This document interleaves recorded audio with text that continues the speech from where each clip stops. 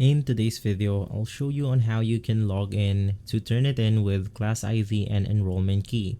First things first, you want to head over to the website, click on Login, and from here you then want to click on the Sign Up or the New User button. Click here, and then you want to simply select Student. Inside Student, you then want to enter your Class ID that's been given to you. You have your class enrollment key, and then you want to use your personal or user information like your first name, your last name, and then you have the option to display your name as this one right here. You also want to enter your email address, confirm your email address, password, and from there more sign up information.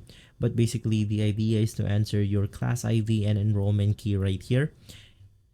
Click on I agree, create profile after filling everything up, and then from there you are good to go.